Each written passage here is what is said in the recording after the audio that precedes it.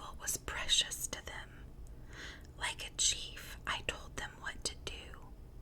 I lived like a king among his troops and comforted those who mourned.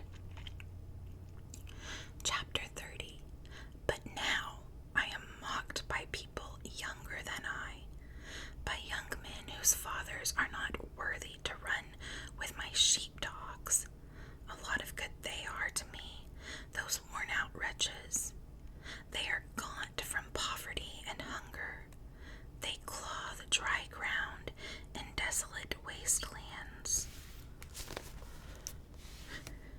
They pluck wild greens from among the bushes and eat from the roots of broom trees. They are driven from human society, and people shout at them as if they were thieves. So now they live in frightening ravines, in caves and among the rocks. They sound like animals howling among the bushes, huddled together beneath the nettles. They are nameless fools, outcasts from society. And now they mock me with vulgar songs. They taunt me. They despise me and won't come near me, except to spit in my face. For God has cut my bowstring. He has humbled me, so they have thrown off all restraint. These outcasts oppose me to my face.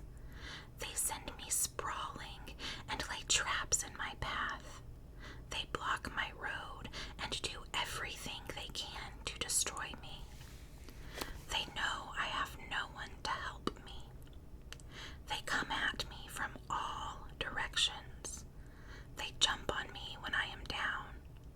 I live in terror now. My honor has blown away in the wind, and my prosperity has vanished like a cloud. And now my life seeps away. Depression haunts my days. At night, my bones are filled with pain, which gnaws at me relentlessly. With a strong hand, God grabs my shirt. He grips me by the collar of my coat. He's thrown me into the mud. I'm nothing more than dust and ashes. I cry to you, O God, but you don't answer. I stand before you, but you don't even look. You have become cruel toward me. You use your power to persecute me. You throw me into the whirlwind and destroy me in the storm. And I know you are sending me to my death, the destination of all who live. Surely no one would turn against the needy when they cry for help in their trouble. Did I not weep for those in trouble? Was I not deeply grieved for the needy? So I looked for good, but evil came instead. I waited for the light, but darkness fell. My heart is troubled and restless. Days of suffering torment me. I walk in gloom without sunlight. I stand in the public square and cry for help. Instead, I am considered a brother to jackals and a companion to owls. My skin has turned dark, and my bones burn with fever. My harp plays sad music, and my flute accompanies those who weep.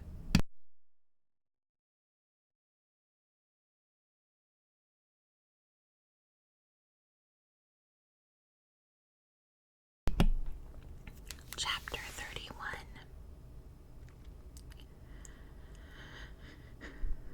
I made a covenant with my eyes, not to look with lust at a young woman. For what has God above chosen for us? What is our inheritance from the Almighty on high? Isn't it calamity for the wicked and misfortune for those who do evil? Doesn't he see everything I do and every step I take? Have I lied to anyone or deceived anyone? Let God weigh me on the scales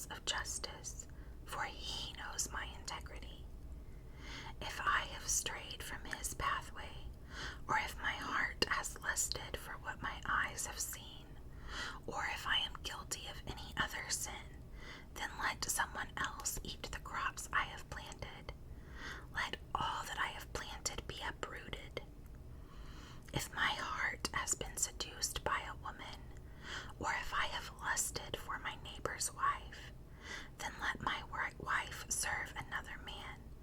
Let other men sleep with her. For lust is a shameful sin, a crime that should be punished. It is a fire that burns all the way to hell. It would wipe out everything I own. If I have been unfair to my male or female servants when they brought their complaints to me, how could I face God? What could I say when he questioned me? For God created both me and my servants. He created us both in the womb. Have I refused to help the poor or crushed the hopes of widows? Have I been stingy with my food and refused to share it with orphans? No, from childhood I have cared for orphans like a father, and all my life I have cared for widows. Whenever I saw the homeless without clothes and the needy with nothing to wear, did they not praise me for providing wool clothing to keep them warm? If I raised my hand against an orphan, knowing the judges would take my side, then let my shoulder be wrenched out of place. Let my arm be torn from its socket. That would be better than facing God's judgment. For if the majesty of God opposes me, what hope is there? Have I put my trust in money or felt secure because of my gold? Have I gloated about my wealth and all that I own? Have I looked at the sun shining in the skies or the moon walking down its silver pathway and been secretly enticed in my heart to throw kisses at them in worship? If so, I should be punished by the judges, for it would mean I had denied the God of heaven. Have I ever rejoiced when disaster struck